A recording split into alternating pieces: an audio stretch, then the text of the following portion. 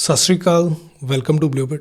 जो ECR passport होता है, जब आप पासपोर्ट लेते हो आपका बैक साइड जहाँ पे एड्रेस लिखा होता है उसके ऊपर एमिग्रेशन चेक रिक्वायर्ड लिखा होता है, जिसका मतलब जिसको शॉर्ट में ईसीआर भी बोलते हैं, मतलब एमिग्रेशन चेक रिक्वायर्ड। ये क्यों होता है? क्या इस पे वीज़ा लग सकता है? काफ़ी लोगों को ये डाउट होता है कि ईसीआर पासपोर्ट है, वीज़ा नहीं लगेगा। क्या कंडीशन है जिस केस में वीज़ा नहीं मिलने वाला और किस तरीके से वीज़ा ले सकते हो, आज की वीडियो में डिस्कस करने वाले हैं। और जो लोग आपसे ये कहते हैं कि ईसीआर पासपोर्ट पे वीज़ा नहीं लगता है या इस नाम से आपसे लाखों रुपया मांग रहे हैं, तो ये वीडियो आपका लाखों रुपए बचा सकती है। चैनल को सब्सक्राइब कर दें और वीडियो को शेयर ज़रूर कर देना कि और लोगों को भी अवेयरनेस हो सके, नॉलेज मिल सके और साथ में उनका लाखों रुपया जो है बच भी सके। जब आप पासपोर्ट बनवाने जाते हैं तो आपसे एक सर्टिफिकेट मांगा जाता है कि आपने 10th पास जो की है उसका सर्टिफिकेट दे दो। और यदि आप 10th पास का सर्टिफिकेट नहीं देते तो आपके पासपोर्ट पे बैक पे जहाँ पे एड्रेस लिखा हुआ आता है, आपके पेरेंट्स का नाम लिखा होता है, आपके स्पाउस का नाम लिखा होता है, उसमें ऊपर एमिग्रेशन चेक रिक्वायर्ड लिख दिया जाता है। ईसीआर मतलब आपने 10th पास नहीं की है, इसके अलावा इसका कोई मतलब नहीं है। अब चीज़ क्या है, आपने 10th पास नहीं करी है, आप टूरिज़्म के लिए जा रहे हो, तो क्या आपको वीज़ा नहीं मिलेगा? क्या 10th पास वाला घूम नहीं सकता किसी देश के अंदर? बिल्कुल घूम सकता है। तो आपका क्वेश्चन का आई थिंक रिप्लाई मिल गया होगा। तो टूरिस्ट वीज़ा में कोई दिक्कत नहीं है, आपको कोई प्रॉब्लम नहीं होने वाली। वर्क वीज़ा में दिक्कत हो सकती है, क्योंकि यदि आप जॉब के लिए अप्लाई कर रहे हैं, आप क्वालिफाई नहीं है, क्योंकि आप एजुकेटेड नहीं है, आपने 10th पास नहीं करी है और आपको आगे वर्क वीज़ा मिलना डिफ़िकल्ट हो सकता है। ये बिल्कुल वैलिड है। आपको कोई स्पॉन्सर कर रहा है ऑस्ट्रेलिया से, न्यूजीलैंड, कनाडा, यूके, कहीं से भी, और आपके पासपोर्ट पर ईसीआर लिखा है, तो क्या आप रिश्तेदार को मिलने नहीं जा सकते? क्या आपको वीज़ा नहीं मिलेगा? मिल जाएगा, कोई दिक्कत नहीं। आपने 10th पास नहीं करी तो क्या रिश्तेदार को मिलने से मना थोड़ी करेगी एम्बेसी? आपको वीज़ा दे देगी, इसमें कोई प्रॉब्लम नहीं है। आप स्टूडेंट वीज़ा के लिए अप्लाई कर रहे हैं, डेफिनेटली प्रॉब्लम होगी, क्योंकि आपने 10th पास नहीं करी तो अब आगे आप हायर स्टडी के लिए अब्रॉड में कैसे जाएंगे? नहीं जा सकते, डेफिनेटली आपको स्टूडेंट वीज़ा नहीं मिलेगा। लेकिन अब बात यह है कि लोग क्यों कहते हैं कि ईसीआर पासपोर्ट है तो वीज़ा नहीं मिलने वाला। इसलिए कहते हैं, देखो, जिन लोगों ने अपनी तरफ से फ्रॉड डॉक्यूमेंट बना के लगाने हैं, डेफिनेटली वो बोलेंगे आपको कि ईसीआर पासपोर्ट है, इस पे वीज़ा नहीं मिलने वाला। क्यों? क्योंकि उनको या तो नॉलेज नहीं है, या इस चीज़ के बारे में इंफॉर्मेशन नहीं है, या फिर वो आपकी जॉब प्रोफाइल बना के ही फाइल करने वाले हैं। और जॉब प्रोफाइल में ये दिक्कत होती है, क्योंकि यदि आपने 10th पास आउट नहीं करी है तो वो आपको किसी बैंक में मैनेजर तो नहीं दिखा सकते ना, वो किसी हायर जॉब पे आपको नहीं दिखा सकते ना।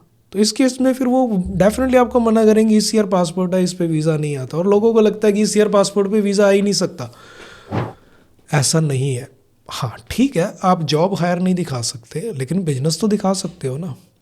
एक जिसने 10th पास आउट नहीं करी, क्या वो बिजनेस नहीं कर सकता? क्या वो शॉप नहीं चला सकता? क्या वो डेयरी फार्मिंग नहीं कर सकता? क्या वो फार्मिंग नहीं कर सकता? या क्या वो फैक्ट्री रन नहीं कर सकता? ठीक है, कुछ बिजनेस में कंडीशन हो सकती है कि उस बिजनेस में एजुकेशन रिक्वायरमेंट है, लेकिन बहुत सी ऐसी बिजनेस हैं जिसमें एजुकेशन की कोई रिक्वायरमेंट नहीं, आपकी स्किल्स ही आपके काम आती है। आपके पास अच्छी सेलिंग पावर है, आपके पास स्किल्स हैं, आप मार्केटिंग अच्छी कर सकते हो, आपके पास बोलने की अच्छी पावर है, आप अच्छी स्किल है आपके पास बोलने की, तो इसके लिए कोई बड़ी एजुकेशन नहीं चाहिए। कुछ लोग होते हैं जिन्होंने एमबीए भी किया होता है, एमए किया होता है, लेकिन उनके पास बोलने की स्किल अच्छी नहीं होती। लेकिन कुछ लोग होते हैं जिन्होंने 10th पास भी नहीं किया, लेकिन उनके पास अच्छी बोलने की स्किल होती है, वो मार्केटिंग अच्छी कर सकते हैं। इस बेस पे वो अच्छी कमीशन भी कमाते हैं, अच्छी सैलरी भी लेते हैं, तो वो पॉसिबल है उस केस में। हाँ ठीक है, आपको हायर पोजीशन पे नहीं रखा जा सकता यदि आप 10th पास नहीं हो, लेकिन ये नहीं है कि आपको वीज़ा नहीं मिल सकता।